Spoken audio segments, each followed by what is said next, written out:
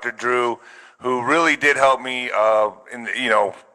during my journey with addiction. He gave me some good points and things to follow up on, and really helped me a lot. And I know my audience has the same kind of problems because I get emails all the time discussing these things, people reaching out for help. How'd you do it? How'd you get sober? What'd you do? And folks, I can always tell you, I always gravitated to really great mentors. And what better person to talk to today? I'm giving my audience a real treat than Dr. Drew himself. Doctor, thank you so much for joining me. Nino, pleasure to be here. And with that being said, folks, get your noble gold. Here's the hard truth, folks. Every 6 years, your dollar loses half its buying power. That $100,000 in savings today, you can feel like $50,000 by 2031. But here's a way to protect and preserve your money, and that's gold. Noble Gold Investments makes it easy to own gold or silver. No pressure, no call centers, just honest one-on-one support. Open a qualified account and get a free 10-ounce silver American flag bar. Visit noblegoldinvestments.com. Noblegoldinvestments.com, folks. Get over there and get yourself some gold and silver. All right, Doc. So, man, lots of stuff. I'm like using this as a free therapy session. Well, this won't be the first time, Nino. Let's go. All right. So, Doc, I got to say, I really appreciate you coming on. And everyone knows I have a lot of highs and lows, especially right now. And, I've been struggling with addiction. Same with my audience. A lot of people in my audience struggle with the same thing. And for me, 5 years, 7 months, 5 years and 7 months I've been clean. Congratulations. That doesn't mean it's not been easy. It's every day it's still a struggle. So I've taken your advice on a lot of stuff. Been talking to pastors and going to church more often, but it's still, man, it's like I still get I feel like a werewolf. It is. That's a great way of describing it. And people often will talk about their addict self and their self. It's two people, themselves, and then the addict self. Yeah. Yeah. And I get these. It's like a rash. Like I have to do that, but I haven't bended. I haven't folded. I've been staying strong. And the reason I stay strong is I think it's because of boxing. The boxing life carried over to where I was able to go into training camps and turn it all off, women, drugs, alcohol. But I would know after two months of training that I would be able to go back and do whatever I wanted to do. I don't have that luxury anymore. I don't have the highs and lows. I just have to stay on this stable. It's kind of boring. Well, it is boring, and one of the things about an addict brain is that it likes excitement. It just does. It's actually, you're born with an alteration of the dopamine receptor system. The so-called DRD2 receptors are not I don't want to say normal because there's plenty of addicts around. They are normal, but they have this liability amongst other things where they need higher levels of arousal in order to feel gratified, in order to feel right. And there are ways to get that without, extreme behaviors, right? It does kind of settle down because there are multiple systems operating in the brain that are taken advantage of by the disease of addiction. There's a wanting system and a liking system, right? You want to do something again and again, that's sort of the survival system. Do that again, it's good for survival. Do it. And that's actually the toughest part. But there's a liking system too, and that's kind of what I'm talking about now, where you like certain things a lot and not gratifying that liking system. You have to find alternative ways to fulfill that process. And just to start right where you are, you use a language about boxing and, being able to turn things on and off. You cannot, and this is what I was telling you last time, you cannot manage addiction alone. That is a universal feature of this disorder. You need support, you need other people to reflect upon, and you and I in the past have explored what might work for you, and that's why you went over towards clergy. And that's good, that's a good thing, if they know what they're doing, if they're really able to help with this. But, it's a thing, man, it's a thing. Here's the thing also is that it doesn't matter. It's not just even if I want it to be dangerous. I like the adrenaline. Well, it's not the adrenaline. It's the euphoria. It's the endorphin system, and it's that. Well, why does it matter why is it then that I sometimes want to self-sabotage and do something that's just going to throw everything up and nuke everything? That's a little different. So let's talk about the one thing. So what you call the adrenaline system is actually the sort of reward endorphin system that it's the reason, I've explained this to you before, it's the reason this disorder, this genetic makeup has been so highly preserved in the human population. It's 10%, always. It's always there. It actually gets to be a little more in circumstances. So everyone has this. No. Oh, no. It's only about 10% of the population has it. Unless I put you on an island and I send armies over to attack that island across multiple generations, then this disease emerges even more. Because addiction, the genetics of addiction is a survivor gene. So you are literally a more evolved form of the human being in adversity. It's why you make great fighter pilots and great boxers and great extreme athletes and great shortstops. Those are all addicts. Those have the genetics. It's DNA. It's like the Viking. Yeah. Because I've even had to get off testosterone, and I'll tell you why. The reason Sure. That made the addiction that much worse. Like even, and I was on hormone replacement therapy. Yeah. Because I messed with steroids for so long in my life that finally I said I got to get on hormone replacement therapy, and all it did was just like trigger that gene that makes me want to like conquer and pillage, and well, it makes me crazy. It's all the same thing, man. It's all and it's great if we were having a military genocidal assault. We would stand behind you and go, Nino, let's go. You lead us into this. The trenches, or fly the fighter jets, whatever. But I used to amuse myself. So I used to amuse myself with lectures I would give. I would go into rooms and I go, bunch of addicts, alcoholics. And I go, well, what if a fucking bunch of Huns or a bomb went off in the parking lot? What do you guys want to do? 85, 90%. I'm going to grab a chair and go at it. That is the opposite of the normie instinct, which is I'm going to run the other way. And so evidently, in extreme and particularly military kinds of circumstances, fighting and keeping your wits about you and, sort of being, proactive, you're going to survive better. That's what the evidence is. So is it like a primitive, like DNA that's still dominant in a lot of people that should? But you're putting a negative blush on it. I'm here to tell you it's a more evolved thing. It's an important thing for the survival of the human being. Unfortunately, in times of quiet and peace, you experience all the things you've just been talking about. I'm bored. I want to go do something. I want to act out. Blah blah blah blah blah. It feels uncomfortable to you. You need some action. Absolutely, it does. And my friends that I'm I don't really talk to many of them anymore, but when I do talk to them here and there, it hasn't stopped. Like I have a friend, I'm not going to say his name, but he's a doctor, he's an anesthesiologist. Well, he's the same as me, and he got caught shooting this stuff up. Yeah. I mean. But here's the other thing that you have to understand, that this is what everybody misses.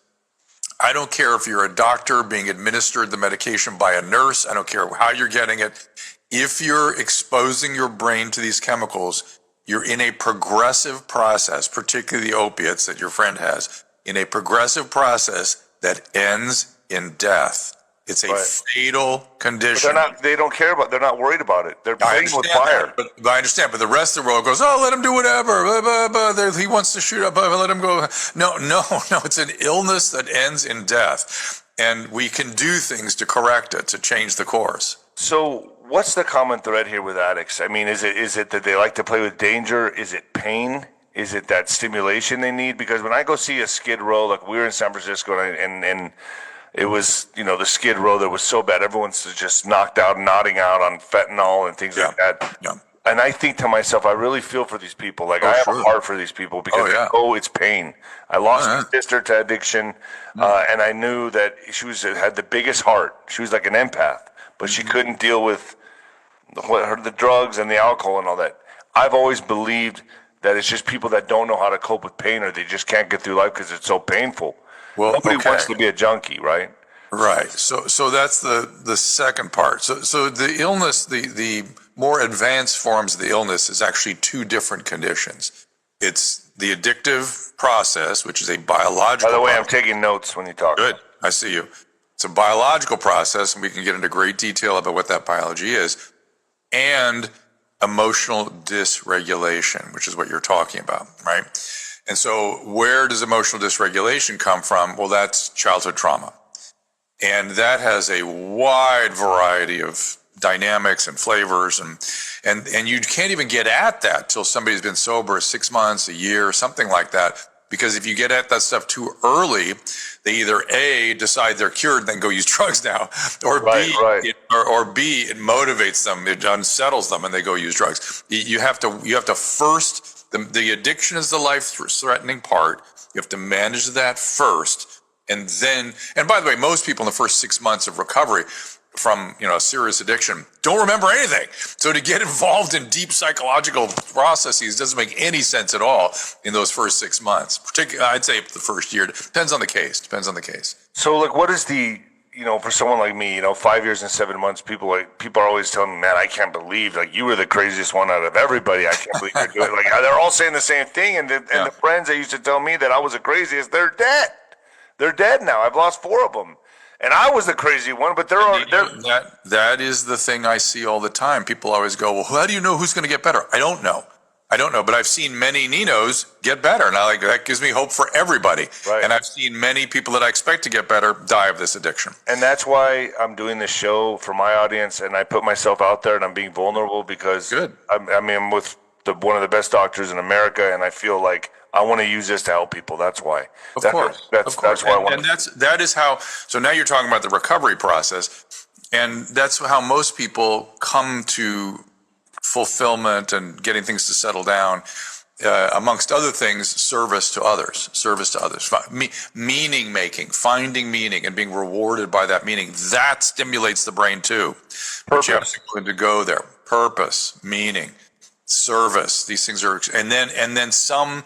This is the other thing you and I have talked about. Something other than yourself, something outside of your head, spiritual, something, whatever it is. The 12-step has a God concept. You don't even have to use that word. I don't care what you use. Laws of physics. I don't give a shit. Something bigger than yourself, because your head. This is the thing you got to understand. And this, I want to emphasize this to you because you're kind of complaining about this right now. All the wonderful systems in your brain, your desire to help, your emotional systems, your big heart you talked about, your thinking, all is under the influence of this illness down at the base of the brain that colors everything else. And so you cannot trust your thinking. We call it stinking thinking, because it's you have to test it out on other people who understand this illness. That's why we have a recovery community, man. That's why we have that, because you can go into the rooms and go, hey, I'm thinking about maybe I'm going to get back into the ring, and somebody might look at you and go, I have nothing wrong with you going back in the ring, but somebody in recovery who knew you well might go, dude, that's your disease. You got to be very careful with that. I don't know. But that's the kind of thing you definitely not getting back in the ring. Well, it's the kind of thing you need constantly. Somebody there going, yeah, okay, but tell me what you're thinking in a couple of weeks, and we'll talk about it again, because it gets going, and I don't know if I told you this. You ever see the Little Shop of Horrors, the movie? Yeah, way back in the day. Okay, well, that plant, the Audrey 2, is a perfect model for alcoholism and addiction. You go near it, you go in. You have to have somebody else there pulling you out. It's true of the addict themselves, and it's true of everyone around the addict. You can't do it alone. It's so cunning. It's so powerful. I've had to cut off people, places, and things. Like, I don't talk to a lot of people anymore. It's a lifestyle for me. I've always been told, my mom was always told me, and especially with what I'm dealing with now, my mom has severe dementia. My dad has seizures. My dad's 90. My mom's 86. They're in wheelchairs and a walker, and it's like they're just and so that's very emotionally exhausting and hard for me to handle every day. I'm up there every day. After this, I go right up there. But they've always told me that I lost my grandmother she's self-deleted. My sister died this way. My aunt died this way. My uncle self-deleted. On both sides of the family, and it's always been told to me that alcoholism is a genetic disease in my family. But I don't understand. Is it the alcohol itself, or is it the wanting of that stimulation? Okay, so there's a part of the brain called the medial forebrain bundle, which is a wiring. This is a wiring issue, essentially. The ventral tegmental cells move into a region called the nucleus accumbens, way outside of your consciousness. It's like trying to tune into your bowels, your pancreas or something. It's way outside of consciousness. Okay. And it's at the base of the brain. And so these ventral tegmental cells fire into a group of two clusters of cells called the nucleus accumbens. And the nucleus accumbens is tiny, and it has its own structures. And the shell of the nucleus accumbens in the genetically prone individual will alter in response to the firing of those ventral tegmental cells. If those ventral tegmental cells fire sort of higher than is physiologically normal, extreme experiences, drugs, it will alter those cells. And those cells literally have intracytoplasmic messengers that we've isolated that reach into the genetics of those cells and change them. So that now the nucleus accumbens needs that firing in order to feel okay, so to speak. And that system is essentially your survival system. That is the part of the brain that says, do that again, it's consistent with survival. Eat, reproduce, go to work. That's that part of the brain. It's just firing off. Yep, good, Nino, good. Whoop, cocaine, really good. Go there. Yeah. And so it takes over all the other systems. So if I was living a life, go ahead. You living a life. If I was living a life of complete stimulation all the time, like a pinball machine, ding, ding, ding, ding, ding, ding. Yeah. That's how I lived my life for the longest time. Now I'm depriving myself from all of that. Yeah. You get the dilemma? Well, and correct. And so there's a couple things. So one is those cells are still geared up. It's like a thermostat. They're like, no. I want this. Yeah, it's not something I can turn off. But it does settle. It does settle. And I imagine, that unfortunately testosterone does it too. So I wonder if that's why you got a little fucked up. But how long have you been off testosterone? 8 months. Yeah. See, you're in a weird way. You may be kind of early in the game again. It will settle. It will settle more. I mean, at a year, you'll look back and go, "Whew, okay, I'm better." You will. Yeah, because being promiscuous is also an addiction. Oh, for sure. That's the same thing. Porn, women, sex addiction is you. I don't know how you do it without 12-step, my friend. Because these are things that a lot of people have, and they sit in Zoom meetings and share, and you see how it operates, and you can get support and things. There's not enough professionals on earth to do this work. The last time I had therapy was, let me think, you. Right. Okay, I'm being serious. And I've been staying strong all by myself. Find some. Go to a sex addicts meeting. Go to a stimulant addicts meeting. Go to something. Yeah, there's. No, you know what's weird about me though, Doc, is I don't watch that stuff, man. I'm not addicted to watching it. I don't care about that. Yeah, I understand, but you have that thing. You say, whatever you can relate to. You got to find a sort of an ism. Right. That's my primary thing. That's the one that really is threatening me right now. And you go to a group and you hear how it affects other people and how they get better. And so, but there's another feature. You said the pinball, the bing, bing, bing, bing, bing.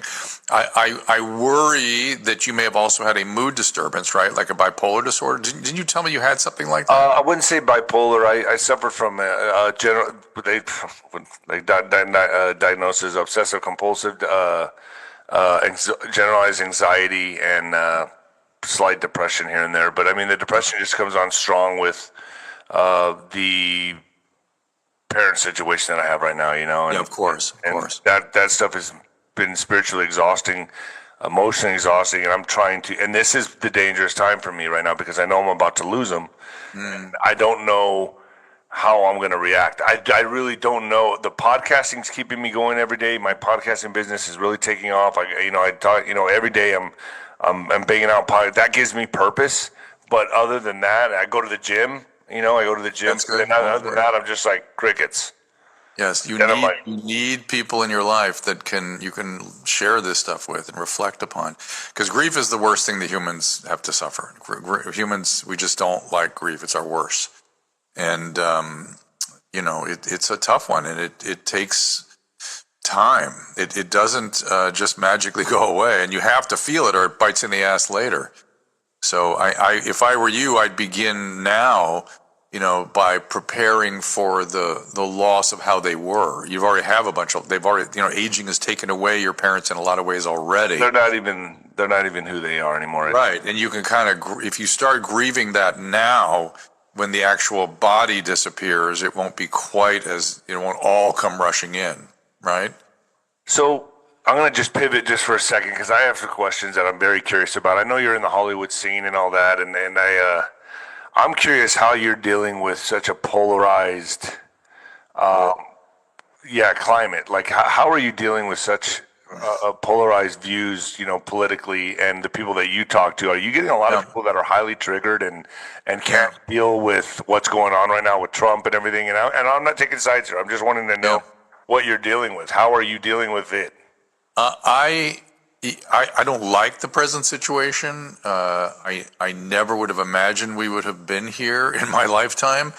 I used to do a show called Loveline where we talked about the biological realities of human relations and stuff. And that is being pointed at as the start where we are now, which we never intended all this stuff. And never. In fact, I thought we were warning people about the realities of these things and not encouraging recklessness and whatever. So I want to try to answer your question. So I've been canceled multiple times. I thank God I have a good family and a good relationship with my wife, and I've had a day job and I have a profession. And so these things, everything I do publicly is sort of a creative outlet. I don't take it too seriously, even though it is now how I make my living. I'm thankfully I practice medicine. I just do it. I don't worry about making profits on it. In fact, it costs me money to practice medicine now. And but so it's threatening when I get threatened, but I just keep moving forward. And I've been through so many cancellations in the last 8 or 10 years. I just kind of for your political views. Yeah, for different social views. You never know what it's going to be. I got my first.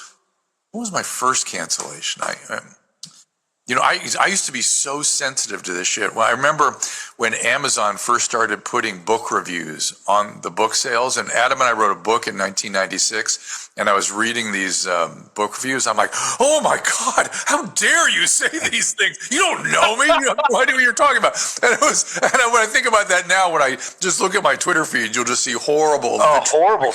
Terrible stuff, yeah. And you just get used to it. It's incredible.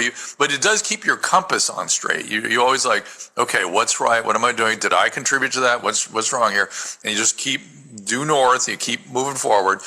I got canceled. So it affects you too. So I mean, obviously, when I look at the trolls on my comments, I'm like, oh, if they said this to my face, it was just I know, no-brainer. You can't not react. You can't. If you're not unless you're a severe narcissist or something. Even narcissists, I guess, have shame triggered. But it's something you have to take sort of in stride. If you're not in the middle of a shitstorm, you don't exist in today's world. That's the way it is. And the internet has completely changed society. I mean, in the sense that now with AI, with the direction AI is going.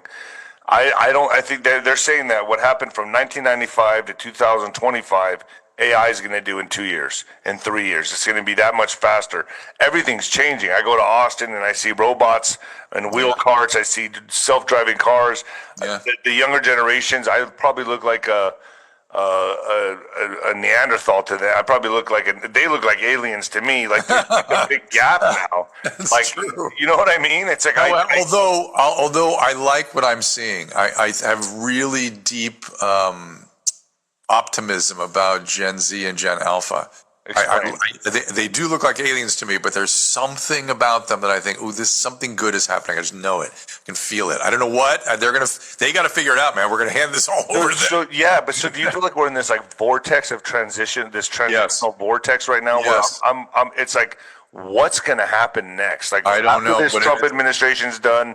Who's after Trump? Where's this country going? What's going to happen? What is Generation Alpha going to be like? Yeah. And so here's what I've started to do is Corolla predicted this, and his prediction was so accurate, I've now adopted his point of view, which is that we're moving into a time of safe spaces and octagons. And that's it. And the octagons are going to prevail. And the safe spaces are going to start coming to the octagons for help and support. Well, hey, why is your state doing so well? You got to give us some of that. So that's what we're heading towards. And I think he's probably right about that. And as such, I really believe this is a time to lean into discomfort. Lean in. We know for sure, like your obsessive compulsive disorder, which I have some of that too. We know the best way to treat that, exposure. Right. Exposure is the way you treat anxiety. Exposure is the way you treat. The exposure is how you create resiliency. Exposure is how you create the tolerance. Like I said, tolerate that craziness in the internet on the X feeds. Just lean into it. Lean in.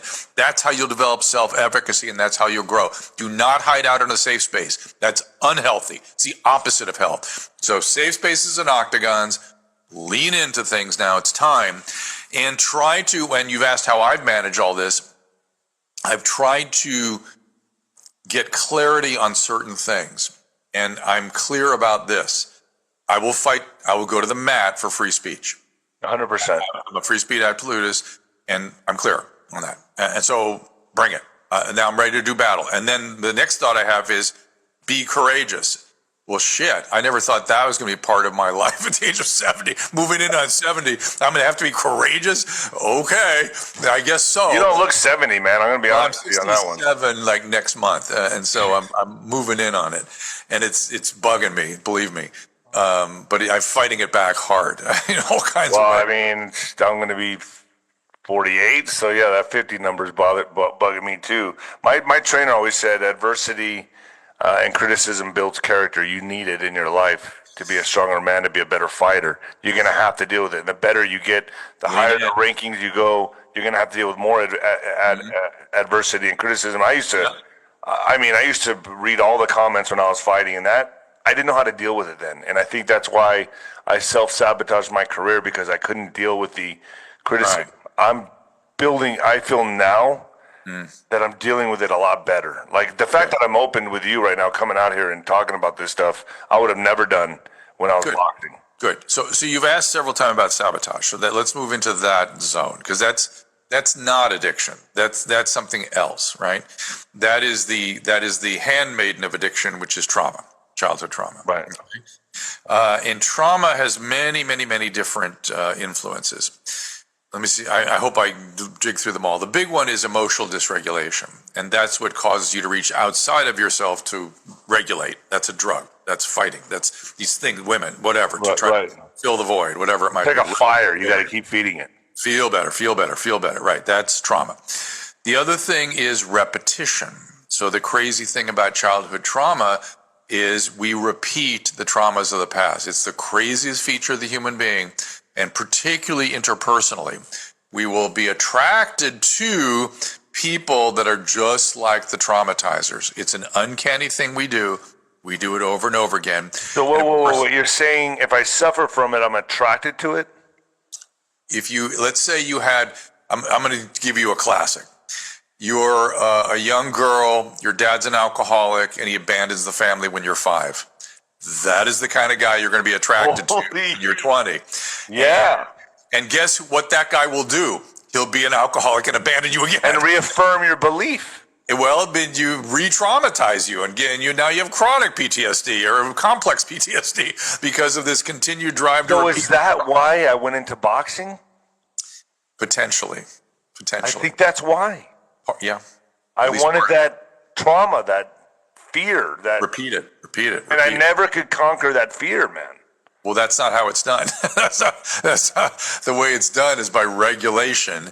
And that, again, I'm pitching you, that's an interpersonal thing. You need other brains to develop the regulation of your brain. That's how infants develop it. That's how adults develop it. Humans need other brains. Brains heal other brains. That's why therapy works. It's why, and there's so many great trauma treatments now, EMDR and trauma-informed care and stuff. These are really helpful. It's just that I've always gotten into the ring alone, and the whole team would get in with me in the ring, and then they'd all get out. I'd be alone, and I would just, at that one moment, I felt at peace. That's your addiction. Now Oh, the wow. addiction's kicking in because the addiction loves, and I bet time actually slows down for you at that moment too. Yeah, it was just me, and I didn't hear the crowd, nothing. It was just Yeah, silence. that's your addiction. That's you're getting high from the intensity. So people with addiction and people with trauma confuse intensity for health, for love, for all kinds of things because it does feel so good. It feels so good when you're in that intensity, and so that's where the sex addiction comes in. That's where you're looking for intensity. Anything to quell the werewolf. But that's what I call it. It's a werewolf, and I talked about It has two elements to it, right? You got to deal with both. You got to deal with the addiction part, and you got to deal with the trauma part.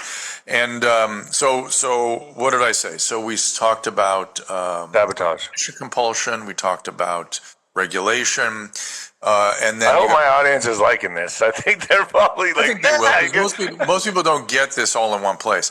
And then the other thing is shame. Okay. I have some of that. So when you've been traumatized, there is something that traumatized adults carry around from their childhood called toxic shame, which is this incredibly depleting parasympathetic dominance, often associated with dissociation, where you dissociate. Sort of what you were describing in the ring is kind of a dissociation. You're out of body. You're out of you aren't there. 100%. And dissociation becomes your predominant means of managing horrible emotion. And that is how people survive in childhood. That's a dysfunctional mechanism in adulthood because it steps over regulation. You actually have to regulate.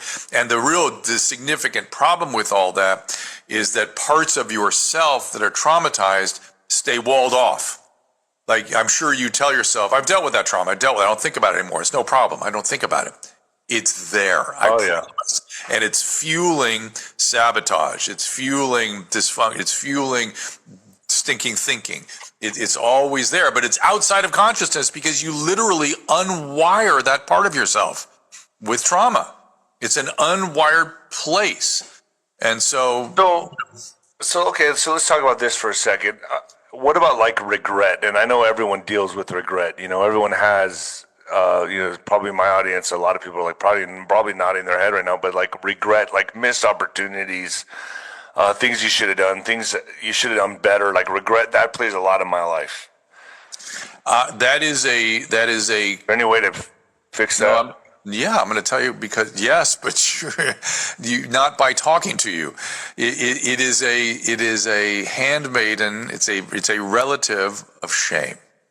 So you have this toxic shame sitting underneath that you don't dare touch, but on the surface you get all the things you feel bad about. The reason you feel so bad about them and you can't undo them is they're attached to I'm actually a bad person. I'm actually a piece of shit, and that you can't undo by thinking.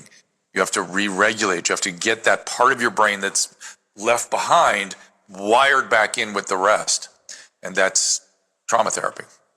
So I need to go see a therapist. I have to, and I got to do a 12-step thing. That's what you're saying. But you told me that I could also go to church. Well, I've been having a pastor come over.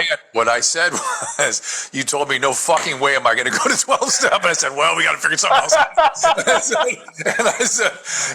I said, you can't do it alone. And I said, yeah, and we talked for a while, and you talked about your spiritual life. And I thought, well, that's something that can lead to something. And that's important. It's important. So that's what I'm trying to do. And I'm going to tie this up real quick for my audience here. So with the polarized climate the way that it is right now, and there's going to be a lot of things, because I follow the deep state war on my channel extensively, and I got a lot of good guests that come on and talk about this stuff that's happening behind the scenes. With what's transpiring right now, with everything, Trump say, a lot of people say it's revenge or retribution or whatever, but there's a lot of things that are going to be coming.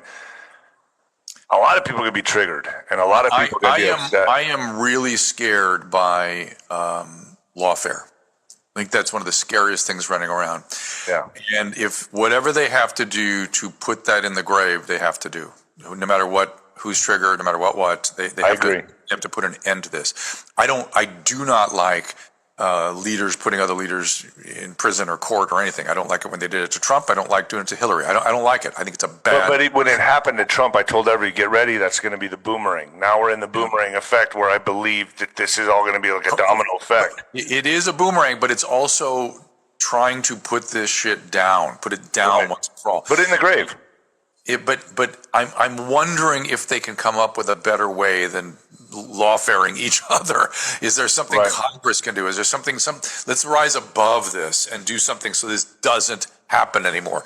I don't know if it's some kind of restriction on judges or something. I'm not enough of a legal mind to know, but this has to be, it's the scariest thing that goes on in our country. Of all the things, that's the thing that bothers me the most, that somebody could, and I've been the object of trumped up crazy stuff in the media, and some of which resulted in legal action. It was totally made up stuff. It's crazy.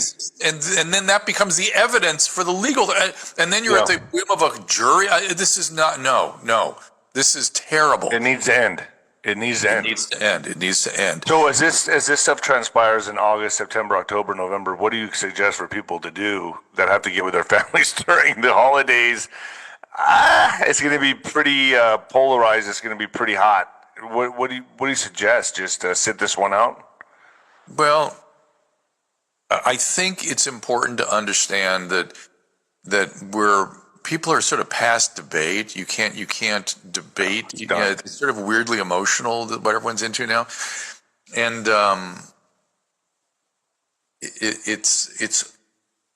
you might as well not talk about it. Yeah. And I tell you what I do, because I want to learn. Ask lots of questions, and try to nail people. Try to hold people to the facts. Like, I wonder why he would do that, or what exactly did he do? I mean, what is it exactly that upsets you? I mean, have them answer their own questions. Oh, don't come at people. Right. This I am a great admirer of Dr. Phil as a television host.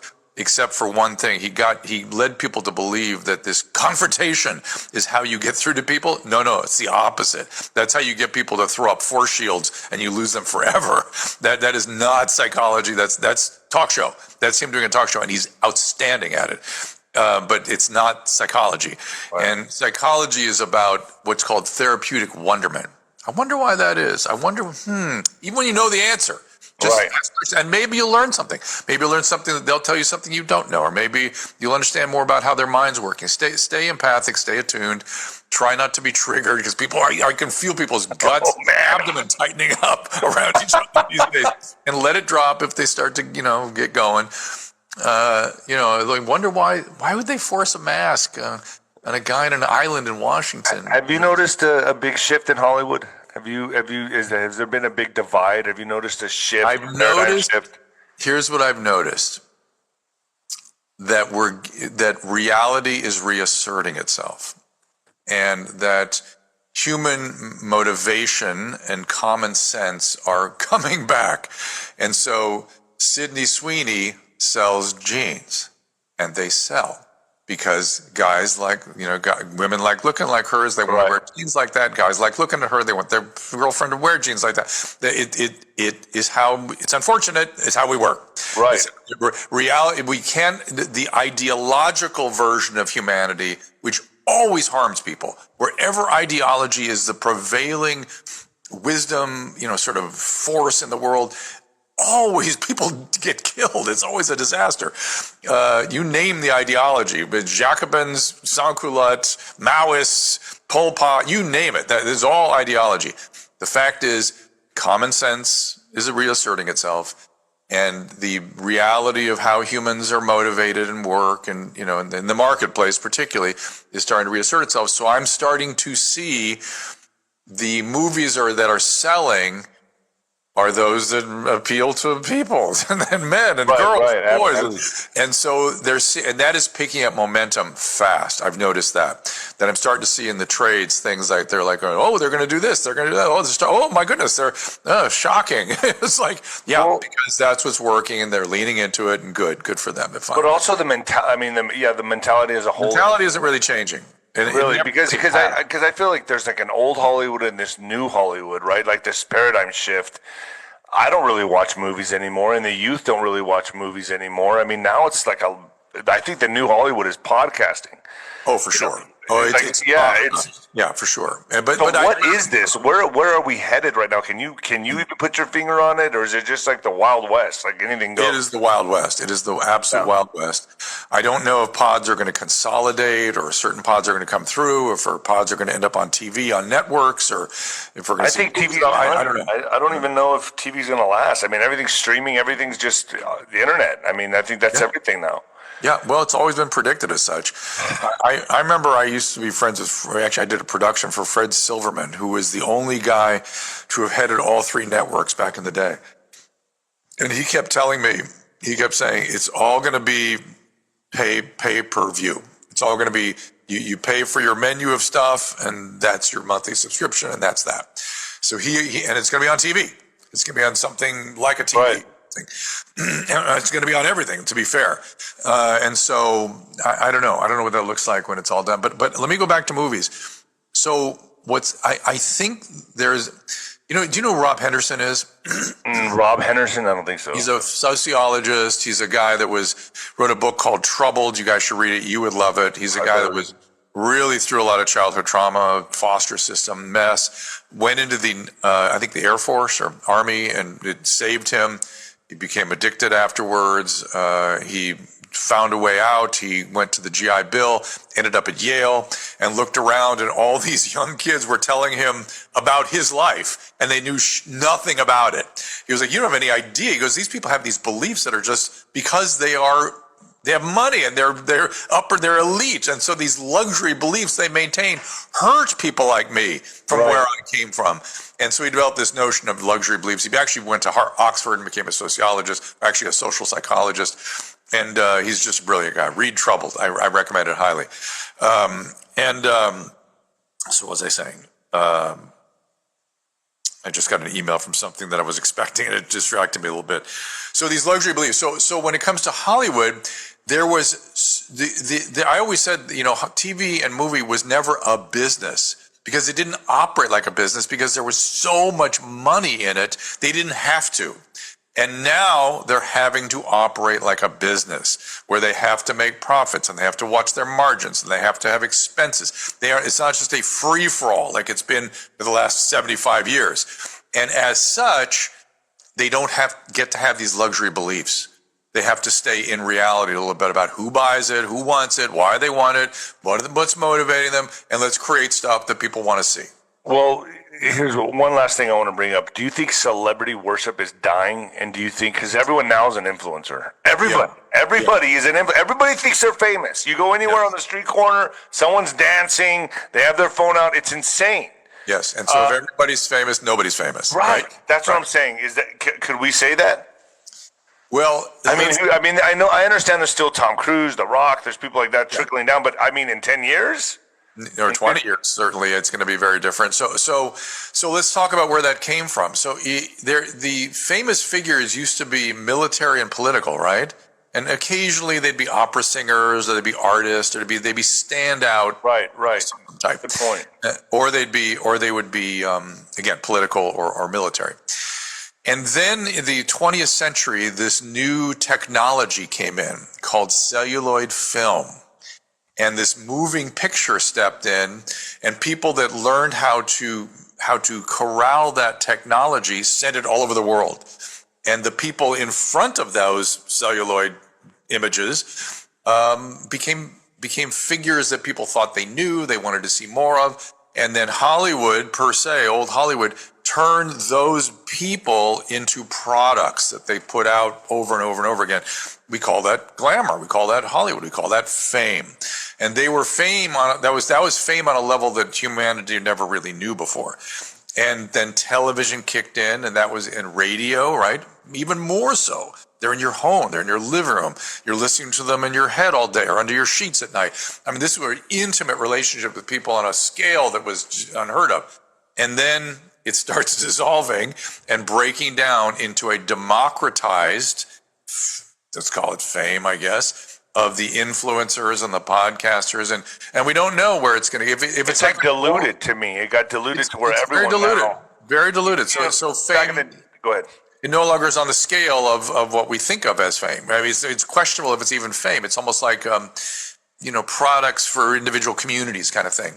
But if it's like every other business cycle, it will probably consolidate, and then somebody will come out of it that will have some sort of, like a Joe Rogan, right? Right. That's what I'm saying. Podcasting now is kind of going in this direction. But Yeah. when you look at everything now, It's just it's just the latest technology. This is Right. This is celluloid film, right? For 2025. I'm holding my phone up, and what's in my hand used to require an entire movie studio.